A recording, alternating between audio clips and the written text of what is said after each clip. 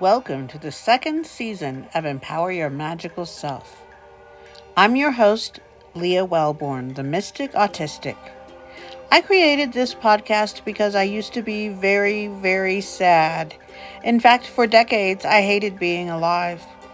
In 2020, I was touched by grace and I decided to live in joy no matter what that took. The result? I empowered my magical self. Along the way, I was diagnosed as autistic at the age of 48. I also became a Reiki healer and an ordained minister.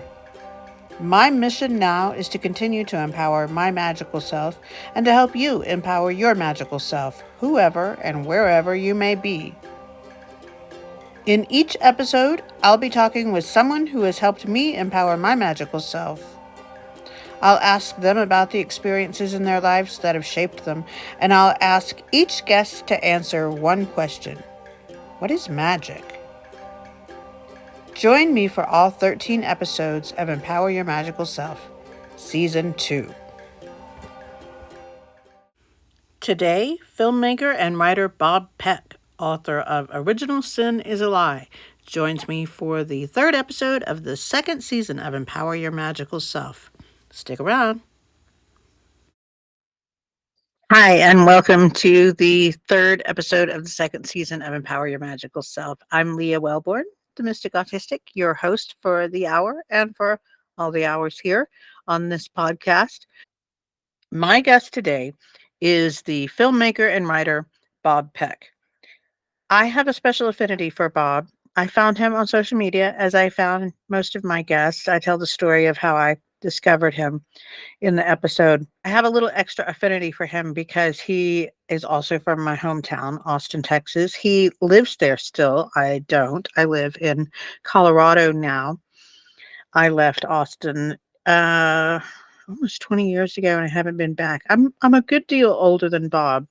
I like to think of myself as his eccentric auntie, or much older sister. He and I have so much in common.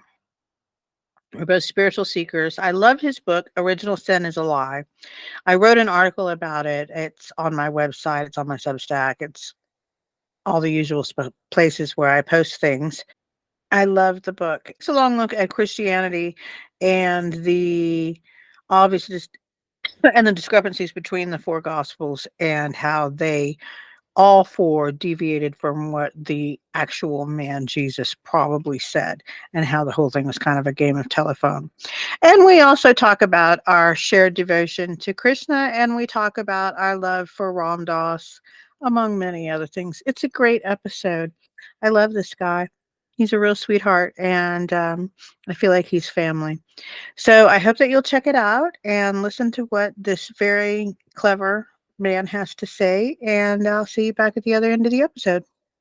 Fantastic. Welcome, Bob Peck. Thank you. So glad to be here. I'm so glad to have you here. Okay, so you're coming to us from Austin, I believe. Yes, yeah? ma'am. Okay, that's my hometown. Awesome. We've talked about this. So we have to start here. And before we really get into it, I'm just going to kind of fangirl on you here for a moment. You're so sweet. Well, I saw you, who knows when, who knows where, across a crowded internet, probably on Instagram or something. And, you made me stop just with your demeanor. And then the things you were saying really honed in. I honed in on them and they really resonated with me. And I thought your name was Cindy Sally. I've written about this because I love the Bob's article. book, this doesn't show, it kind of shows like that. Anyway, I'll put up the graphic. Bob's book is Original Sin is a Lie. And your handle was, I think still is, Original Sin is a Lie. Used to be. I changed it now to my name. Okay, so now it's Bob Peck. We'll catch up on that later, but it used to be Original Sin is a Lie. And I read that. I'm autistic, so I don't know if that had something to do with it, but I read it as if he's saying, I'm the original Cindy Sally. Like his first name was Cindy, his last name was Sally. So I thought of this, oh, look, it's another video by Cindy Sally. How cool. I really That's how you knew me. That's so funny. I like this guy, Cindy Sally. He's so cool. And then I figured out that you'd written a book called Original Sin is a Lie. And I thought, oh, wow, it's a play on his name. That's hilarious. It dawned on me, not at all. Its original sin is a lie. There is no Sinny Sally, or at least you're not Sinny Sally. If there is a Sinny Sally, you're Bob Peck, and your book is Original Sin is a Lie. Yes, it's a very mystical thing, though. I like the misconfusion. I like the confusion about it. It was very confusing for me, but I must say that from the first time that I saw you, I felt a real kinship with you. And then I discovered that we share, I believe Austin's your hometown as well. Yes, ma'am. So we share a hometown, and reading your book, we share a lot. I'm a good 10, 15 at least years older than you, but we share a lot of the same themes and backgrounds. And I just feel like you're my little brother, or you're my cousin, somebody who is in my family who I actually relate to and talk to. So thank you. It means a lot. I'm so glad that you found my work. And, I think what comes up often when people see what I'm doing is they go, oh, I'm not crazy. Yep. There's other people. And I say, well, you might be crazy, but you're not alone. That was my caveat when you said that. I was like, well, I guess you don't know me that well, but right. Right. No, you might be crazy, but there's more of us. Absolutely. It's kind of, I don't know if you consider yourself neurodivergent. You seem like you could be a spectrum-y kind of guy. You feel like you're one of us. I'm not. Yeah, I'm not official. My wife is. Yeah. So I have a lot of, understanding and appreciation. And, I'll tell you what, one thing I'm not very good with math or science. So I'm a humanities guy all the way. Well, there's a thing in the autism community we tend to ask when we learn someone else is autistic sometimes, are you a math autist or a justice autist? Which I think you and I are justice autists, because in autism and neurodivergence, there's a very strong sense of right and wrong, to the sense of I simply cannot deal with the fact that that person cut in line with that other person down there in the grocery store. I have to go say something or I will jump out of my skin. And I feel like I recognize that in you. Yeah, it's when you have a level of spiritual connection with ideally everybody, right? Right. That makes you appreciate the needs of, particularly as Jesus calls the least of these. Right. Right. What you do for them, you do for me. He tells us very poetically, despite our unwillingness to hear and apply. And that brings us beautifully into your book, which I think that maybe you've even said too that the title is a little bit of a misnomer, because it's not that the entire thing is like a treatise on how original sin is a lie. That's not what your book is about. The first section of your book, and I wrote a review of it, so I'm kind of looking down at it because I broke it down because that's how my mind works. I was like, this is the first section, this is the second section. So I'm going to just kind of scroll through it as a review. Great.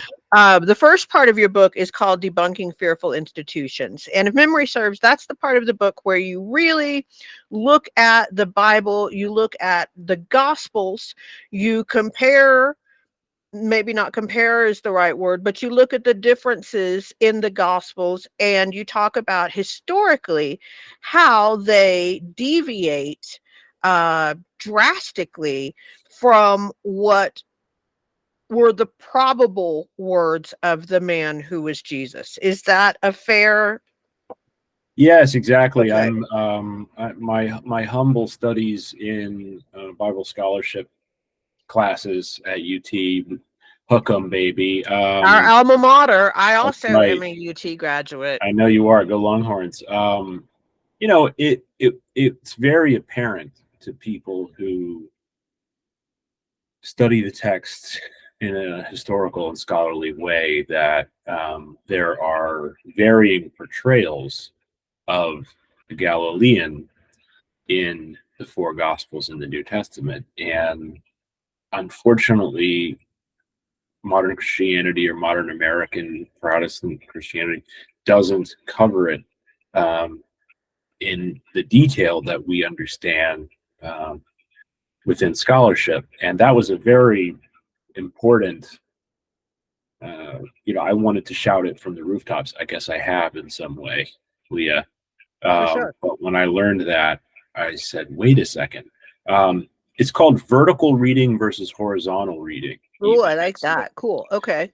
I'll gladly point listeners to Professor Bart Ehrman, Ehrman, he's a rare breed in that he has essentially become a successful popular author despite being a very lettered Bible scholar, and I believe he reads Greek and so on. Anyway, he makes that comparison. So in horizontal reading, that is what you do in church. You start at the beginning of Matthew, which isn't even the first historical gospel. Mark is the first one, but in the New Testament it begins with Matthew because that has the nativity scene. Mark, which came earlier, doesn't have a nativity scene, but it doesn't play very well to be the first. Anyway, you start at Matthew and you end up all the way at John. You kind of just A to Z, the New Testament Gospels. And when you read them like that, they sound very similar. Jesus has similar points in his life. He has similar teachings across. It forms a much more cohesive picture. Whereas what Bible scholars do is they do vertical reading, which is they take essentially the same moment from different gospels or the similar plot points or features or teachings, etc., and just compare them side by side. And when you do that, it is striking. It's not only are they, there's a variety of, sometimes they're closer than other times, but sometimes, for example, this isn't in the book, but what's called the agony in the garden. There's no garden in Mark and there's no agony in John. And they're very distinct. The Jesus character is a very different person. It's a very different character in each of those narratives. And when I say Jesus character, by the way,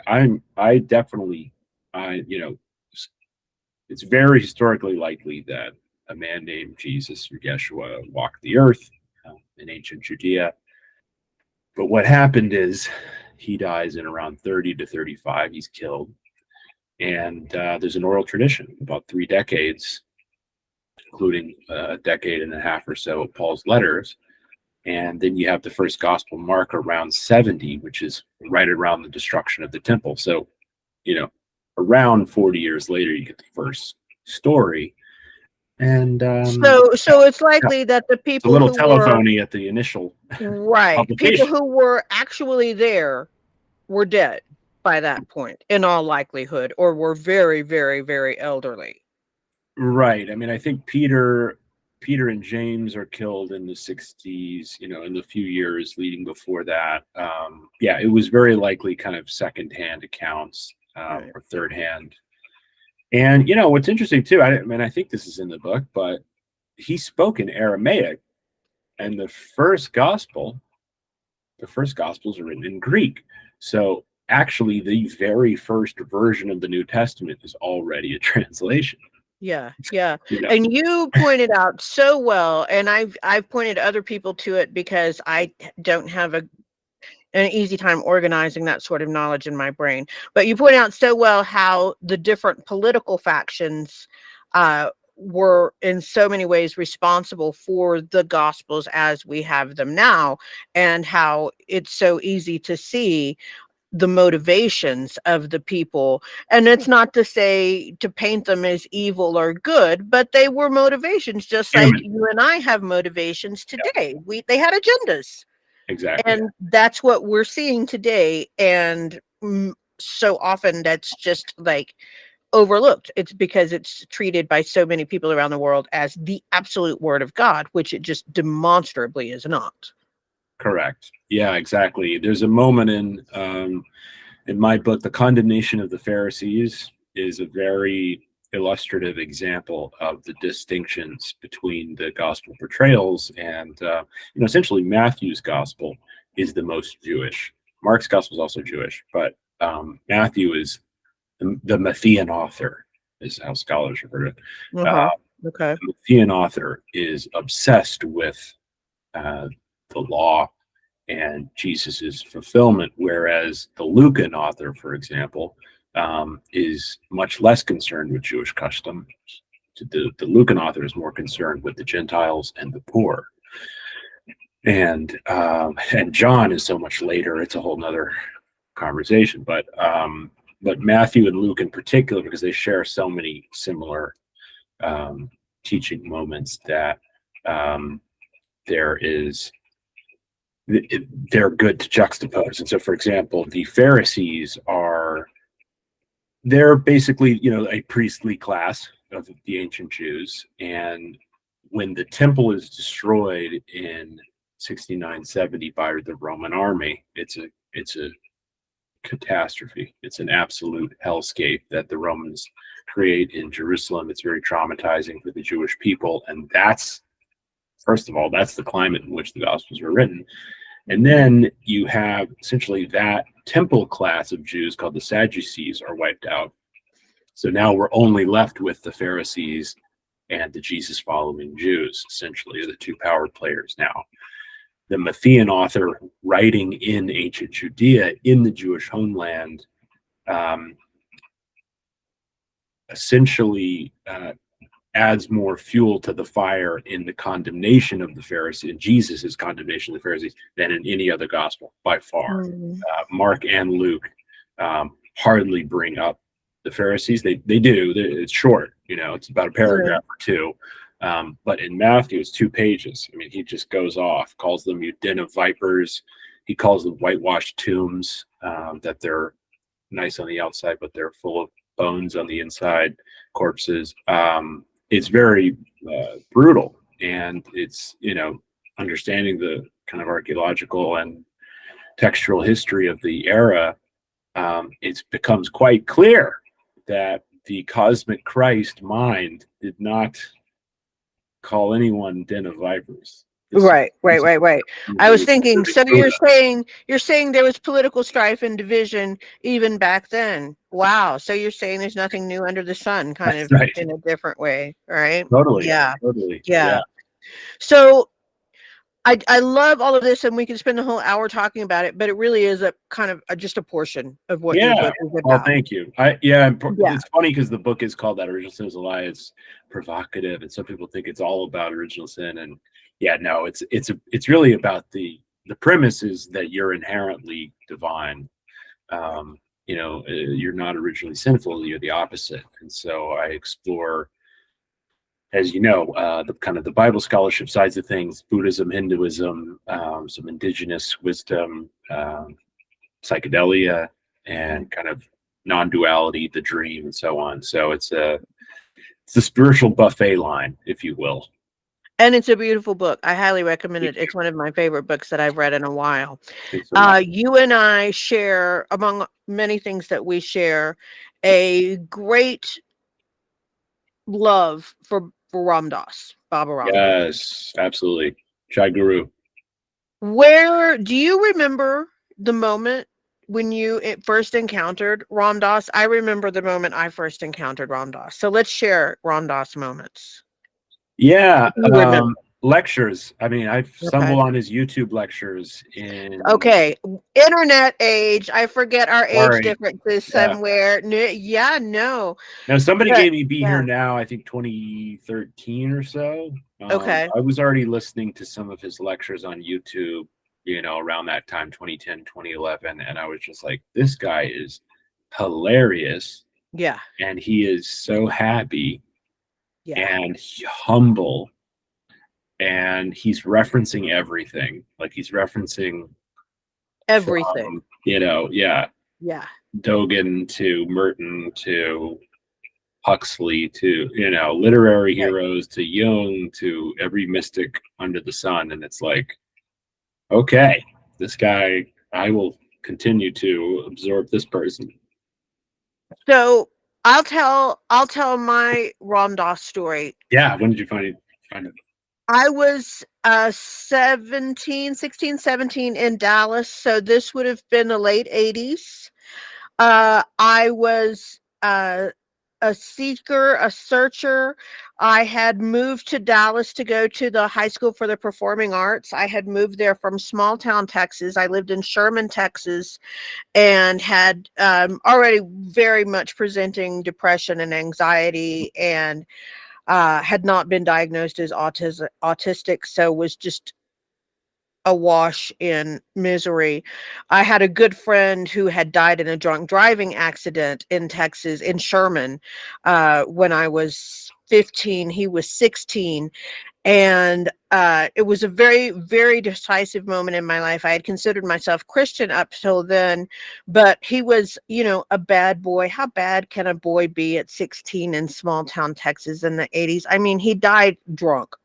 Okay, he died drunk.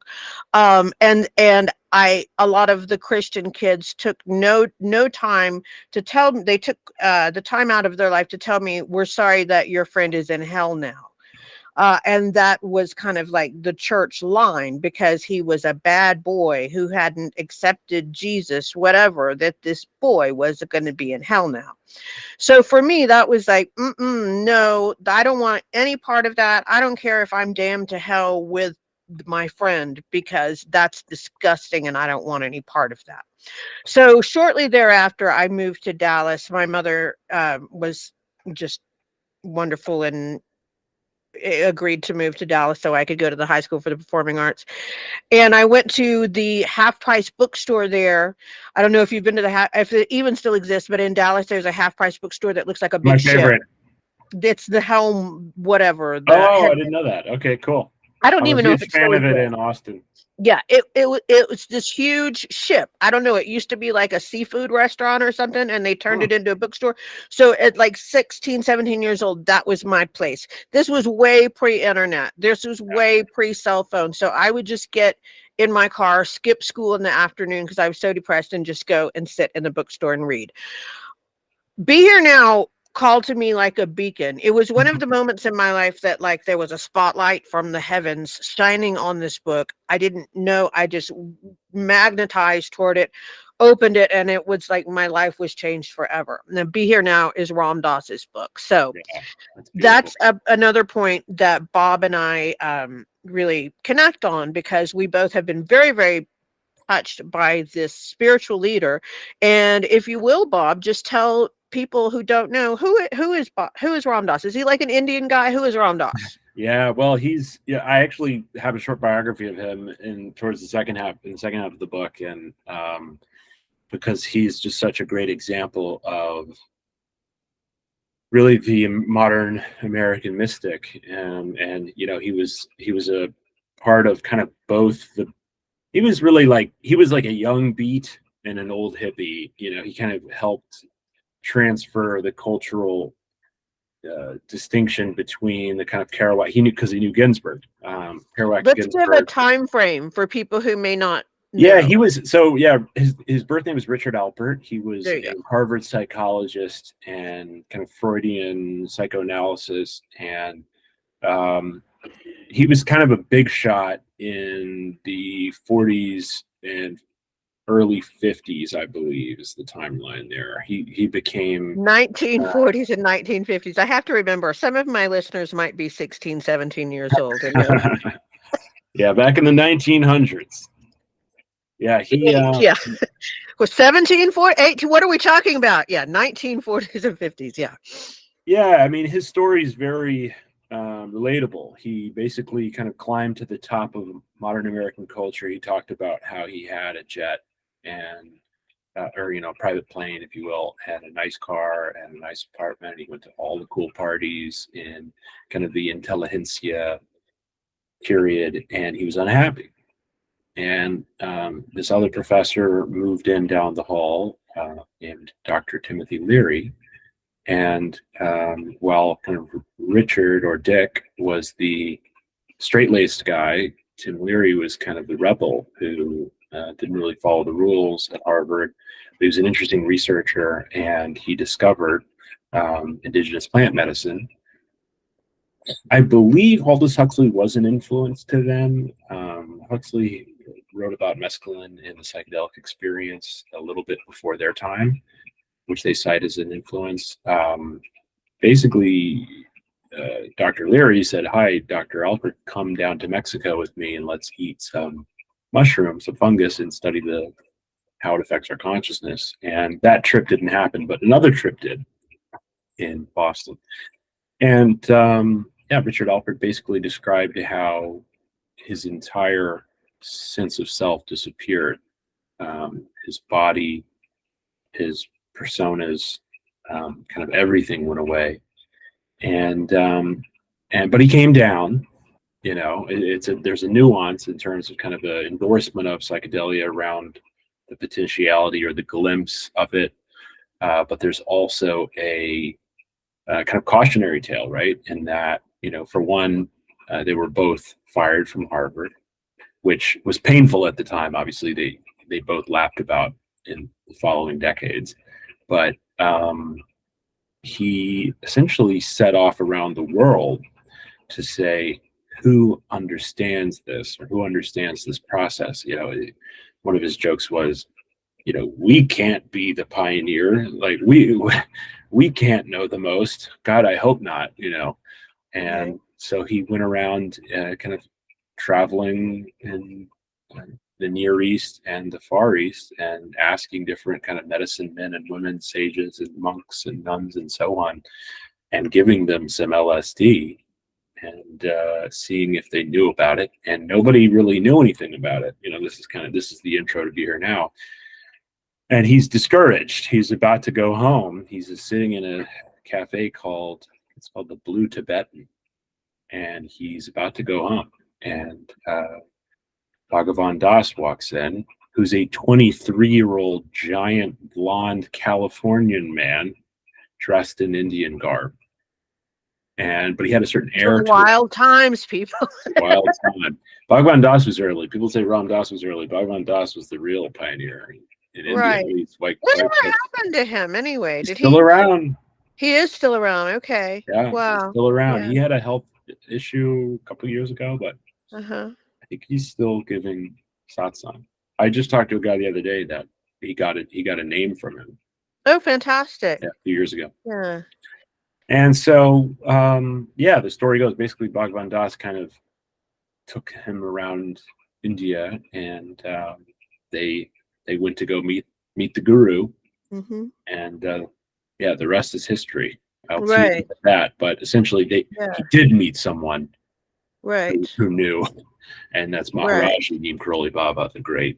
Right. And it's funny because you referred to the Jesus character, because I had been thinking how I wanted to discuss with you the Richard character in your book, which is a silly thing to say because Richard is not a character, but Richard is a character in the same way that Jesus is not a character, but Jesus is a character. If I may go so far as to say that. We're all playing roles in the story. Exactly. So if you may, there's a recurring character, person, very real human being in your book named Richard. Please tell us who Richard is in the role that Richard has had in the life of you and your family. Yeah, I'm very lucky. Thanks for bringing him up. My family, somewhat synchronistically, cosmically, gratefully, got to know an Apache medicine man in the early 2000s. My dad met him just doing his day job as an insurance adjuster, and he met Richard Rodriguez, the medicine man. He was a special guy. He grew up on the reservation in New Mexico. He was a Chiricahua Apache. I say was because he passed away last year, sadly. Oh, I'm sorry to hear that. I didn't know that. Yeah, coming up on a year next month, actually. He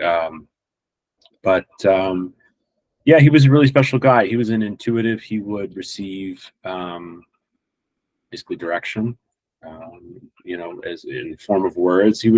My dad described it as check out. Like he would be talking to you and kind of look above and behind you and then come back in with information. I saw him perform several healing ceremonies on my family. He helped heal my wife and father couple others, but I actually have a kind of journaled one of the healing ceremonies I witnessed on my dad, and it's very traditional. He used feathers and smoke and prayer and energy healing, as almost cliche. It's like he really embodied that title of kind of medicine man, energy healer, and he validated a lot of my kind of mystical philosophy interests and study, and he would kind of point. He's very busy. He was always working. He was always healing people, and he was also a parole officer. He was also a probation officer. Yeah, he was in the military. Probation. He was a police officer, but most of his career he worked for the state, and essentially was assigned with ex-convicts. And I think there's a real beauty to that. Like there's a real Zen beauty to that, of like the shaman, working with the troubled young men, and they're among crouching tiger, hidden dragon. It's like there's sages among us everywhere. And he really validated several things, including A Course in Miracles, which is a Bible for me and a spiritual masterpiece. It was one of his holy texts, but he was very clear that all paths reach the summit, and people are all on their own individual journey. And kind of modern day churchianity is a corruption of the teachings of Jesus, who is essentially one of the highest beings in human history, in his confirmation. Really spectacular guy, and grateful to have been influenced by him, and even a small way, a humble way. Yeah, it really comes across in your book who he was, or at least, I mean, all I can say is who you perceived him to be, because I don't know the man, but your respect comes across, and he comes across as a great man. Thank you. Yeah, he really was a special guy. Yeah, my dad actually wrote his eulogy last year, and it was had us all torn up to pieces. He was very well respected in the Native community, and alongside being extremely humble. He never talked about his own grandiosity. I think he's a good kind of model for me to understand teachers and understand gurus, especially in the internet age of kind of opportunist teachers and fame and celebrity and so on.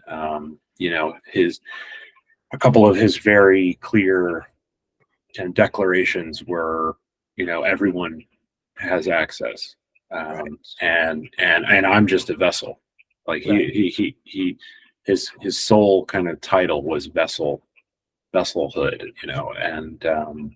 and it's possible for every person. So those are very solid green flags with any spiritual teacher.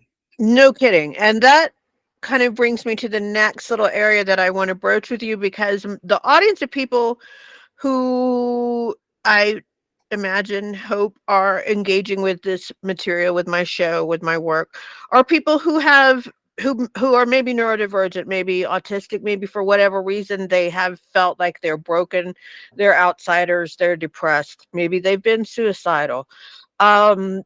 That's the people who I want to reach, and that's my background. That's who I am. And I own that, and I'm proud of that. So I don't know your situation. I'm not going to delve too deep into that, but I would like to ask, if somebody is in that situation who finds themselves in the depths right now, or maybe somewhere on the spectrum where they're like, they don't know what to do. They like the sound of all of this. They like the sound of changing their life and being a happy person. But they're not there, and they can't really see. I get really emotional talking about this. They can't really figure out how to get there. What words of advice might you give that person? Well, it's a beautiful question, and it's a real honor for me to address something like that. I think the core teaching of the mystics, and maybe I'll just quickly define mystic, or what that means, which is, essentially in every religious tradition and outside of religious traditions, of course, but in every religious spiritual path, there is a kind of exoteric and esoteric. So exoteric just means institution, kind of community power structure, the rules, which is fine. Yeah. It's fine for some people. But the other side is the esoteric, and essentially all that means is inner path. The word mystic comes from the Greek word mu, from mute, meaning silent. And so there are men and women throughout history who, essentially, in kind of another term here, is broke the veil. Right. They cut through kind of what is called in the Eastern philosophies as the veil of delusion, the veil of ignorance, the veil of separation, which is a controlling, conditioned net that affects all of us and all society, and I think is responsible for a lot of suffering and depression and so on. And it's possible. I think that's something I would say is these men and women basically cut through that, through their own internal path, by uniting with the divine that is in them and in every being. Immanent and transcendent is a mystic term also. So the idea is the divine is both here and beyond, immanent and transcendent. And so the mystics connect to that energy, and they radiate this level of love and understanding. And it's inspiring to me because I'm also stuck in the mud sometimes, and I'm grateful for what I have, and I'm in a nice position, had a loving family and so on, but we're all here on the third rock from the sun, and it's peaks and valleys and all these incarnations, and those are really who I turn to. I consider Jesus a great mystic. I consider Buddha a great mystic. As you know, I write about Jesus, Buddha, and Krishna, kind of my big three. That's another of our things. I was a Hare Krishna back in Texas when I was a teenager. So that's another one of our things. You were not a Hare Krishna, but obviously my devotion to Krishna and to Radha especially goes really, really deep. And still does. It's a daily devotion for me, even though I'm no longer a Hare Krishna. It's never left me. Krishna and Radha are amazing. Incredible. I didn't know that. Yeah. Gita is an incredible text. There's a reason it's still on the hearts of billions. 2,500 years later or something. But hang in there. To your listener, it's possible. Yogananda has a good line. He says, "Every saint is a sinner who never gave up." Yeah. It is most definitely possible, because I was a person who thought I could never be happy, and I thought suicide was inevitable for me. And I'm very much on the other side of that. So, it's very much possible. Do you have a daily, spiritual hygiene habit kind of thing? Do you have something like that you do? I do my best. Good enough. Meditation is foundational to all spiritual paths. I do have a meditation practice. Really kind of the boring answer. Meditation, read spiritual books, do some yoga. So sunlight. Because writing, I try to journal a lot. Yeah. And I want to just go back to meditation for a minute, because I imagine that a lot of my listeners are in a position that I found myself in for many years of, wow, that sounds really nice, that meditation thing, but I tried it and I can't do it. So obviously it's not for me. So let's talk about, what does your meditation practice actually look like? And you've been doing it for a while, so I don't want anybody to compare yours to theirs, but just to see what that manifests physically in someone's life for you. How does that look? Totally. It's a great question. I think what happens with a lot of early, beginner meditators is that the thoughts come in so thunderously, and they kind of make that assumption. This isn't for me. I think too much. I hear that all the time, and really, what that is you've gotten to the point where you're accessing the observer of noticing the fact that the thoughts came in. So that's a victory. That's a good point. Small victory there. Right. But also what happens is if you've never really let your mind have been quiet before, if you've never let it be quiet, the first time you do, the mind is, kind of going to go, oh, now here's our chance. Here's our chance to just shove everything in this little window. Everything. Oh my God. I remember I was like, why am I thinking about cartoons that I saw when I was a little kid? I hate this. I hate this. But you can get through the other side. So please go on. Yes. The mind shoving all this stuff. Yeah. It takes some time. I think another, hopefully useful piece of advice is start small, really 2 to 5. I mean, I think 5 is a decent amount of time if you've never done it. Minutes you're talking about. 2 to 5 minutes. Okay. Yeah. I might even start with totally 2 agreed. minutes. I've heard Buddhist monks say 2 minutes is I think that's so great. I have had people who have come to me for a little bit of advice, and they'll say, I'm thinking I'm going to start with a 30-minute sit in the morning. And I'm like, oh, dear God, please don't do that to yourself, because you're not going to. No, just please. Well, you don't run a marathon without running a couple miles, Right. And 30 minutes, I mean, it doesn't sound that long to sit and watch a TV show, but it's a whole different ball game when you're sitting in silence with yourself. It's almost psychedelic. Yeah. Yeah. And you can have, by the same token, like with psychedelics, a really bad trip if you try to force yourself right off the bat to sit for 30 minutes. You can get a horrible taste in your mouth, just like you can with taking too much psychedelics. The first time you take psychedelics could be like, oh my God, that was terrible. I never want to do that again. So pace yourself. 2 to 5, morning and night is a great start.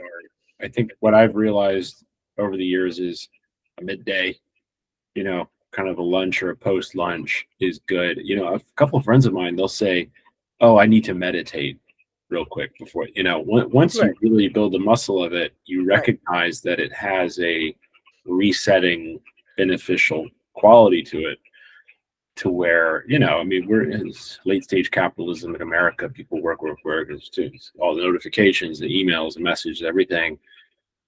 Just take a minute. Right. If you can go outside, even better, but sometimes you can't do that. But you can go within and just pause everything. Always go within. I'll just make this point here because I make it whenever I can. I think that one of the biggest, if not the biggest mistake, although I show myself grace, but mistake that I made in the first half of my life, prior to my diagnosis, prior to my big, moment of getting right, was outsourcing everything. I outsourced my happiness. I outsourced my spirituality. I looked outside, and I constantly beat myself up because there wasn't anything out there that I could seem to find that wanted me back. It was miserable. It was a miserable existence. I outsourced everything. Yeah. And with what I deem my recovery, and I don't just mean that like from alcohol, I mean it just across the board, came the understanding that I have to keep everything in-house. Anything that comes to me from outsource is a bonus, but it's got to be in-house. Everything. And it's so huge to come to that realization. And it was that realization that made my world spin and got me on the road to becoming the person who I am now, and who will continue to become better and more evolved until I move out of this life. That's so beautiful. I just want to make that point. No, well said. And you're so right. Outsourcing. Yeah. I mean, I think the culture is designed to do that. Right? Oh, yes. You're not pretty enough. You're not healthy enough. You're not rich enough. You're not. And if only you will buy this product that this I product have for solves you. Exactly. And then you will be like this person who I paid to sell this product who, wow, aren't they happy? Yeah, the mystics are really my refuge. I mean, they have nothing to sell. Exactly. Yeah. I mean, look, the guy from Nazareth says the kingdom of heaven is within you. Right. It's inside you. And they he all say that. He meant it. Yeah. Yeah, there's a funny little, just a little fun Bible scholarship thing. You might remember that chapter of, there's a little kind of debate about whether or not he said within or among. Oh, right. Yeah. Tell us about that. Yeah.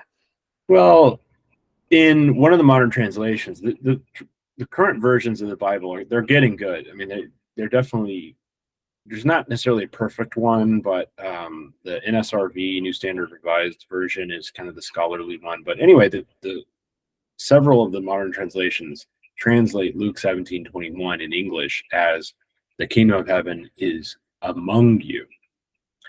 And, essentially, and whereas it was within you in the King James Version. So for hundreds of years, the English was within. And it's a stark contrast because within implies your own being, whereas among, according to kind of Christian apologetics, whom are my diametrical opposite theologically, say, no, he was being self-referential. Like, here I am. I'm in the house. Baby. It's me. Exactly.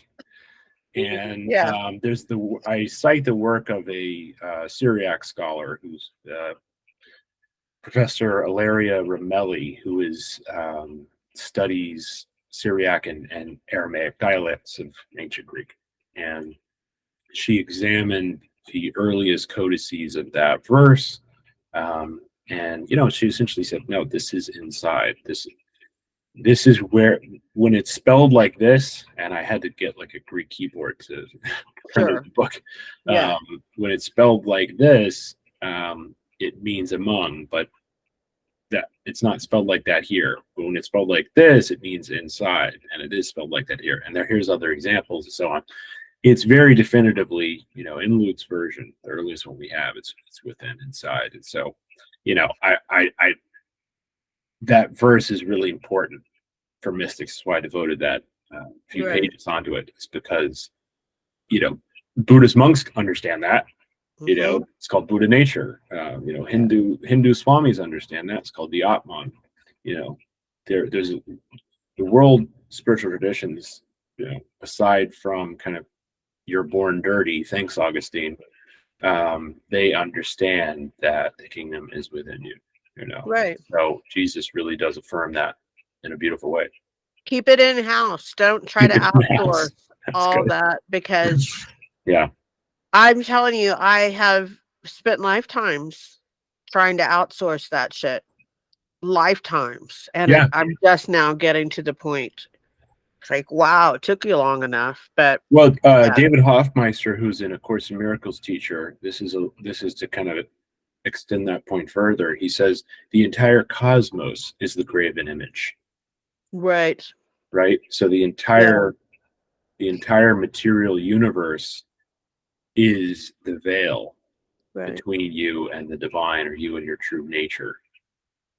And so, I mean, it is quite stimulating and alluring. It's designed to do that. It's designed to be outsourced. Right. Sticky. But another way, it's a different way, but it's different, but it's the same. My thing that I constantly come back to, that everything is energy. I always have to remind myself, everything is energy. My flesh, the microphone, it all is just energy slowed way, way, way down, which is when it becomes the graven image. Otherwise, it's just flowing energy. So that's what came to mind when you said. No, you're right. I do agree with that. And I'm not a scientist. We started talking about that earlier this call. this episode, but I do point to very briefly, because I don't want to extend my expertise, but the new science is sometimes called the new science of consciousness. I do think the word quantum gets thrown around a little too much in spirituality, because there's a little bit of co-opting, admittedly, but there are very respected scientists nowadays.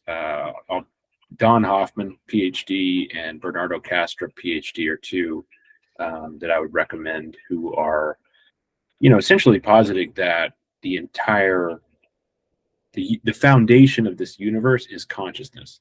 It's not matter. The Newtonian, and I guess it's technically Aristotelian, but the scientific materialism is that matter is the foundational layer, and then beyond that is chemistry, biology, animals, plants, animals, humans, the brain, and then consciousness. Consciousness is the last thing in scientific materialism, and what a lot of these new discoveries, including the 2022 Nobel Peace Prize, or not Peace Prize, Nobel Prize in Physics, that went to physicists talking about local and non-local reality.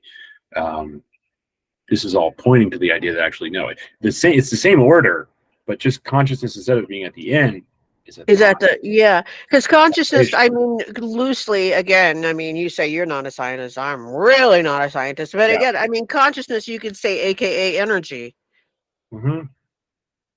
Yeah, and it's what makes it all up. There's a lot of synonyms for it. Right. Well, I'm about to let you go, but I ask everybody, so I'm going to ask you, what is magic?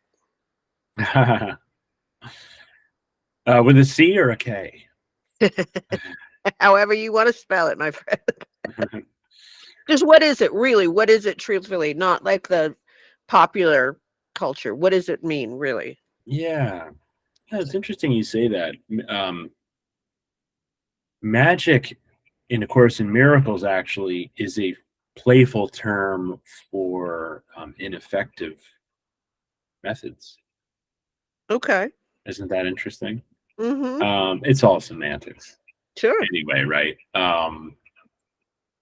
Essentially, the voice of A Course, I mean, he calls like Edison magic, and anything that is being applied from the level of external form, physical form, in an attempt to heal an internal mystical problem, if you will, is magic, to A Course theology. To me, I mean, I'm a little less pretentious about it personally. I think that there's a joy and a beauty to every moment, and magic to me would be something like Thich Nhat Hanh's, the entire cosmos in the sunflower. If you can see that, you're onto something. Right. Yeah. Yeah. My gist, my purpose is to help people find that magic in themselves. Yeah. Which to me is certainly not anything that is tricky or foolish or it's the truth. It is that underlying that Atman. It is what is eternal, and give that power and fire that up. So that to me is what empowering one's magical self is, and that is what I have incarnated for. So that's the name of the podcast. And beautiful. That's why you, my friend, are here with me today, because you are someone who has helped me do that by your example and with your wonderful book.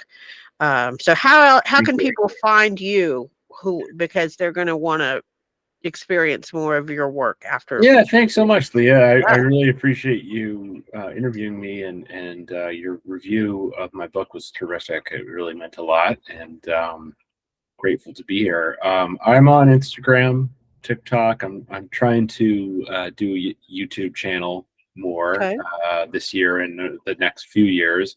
I'm probably the most active on Instagram these days, just Bob Peck. Just TikTok, like it sounds. Bob Peck, BOB, PECK. YouTube and TikTok, I think, are I am Bob Peck. Okay.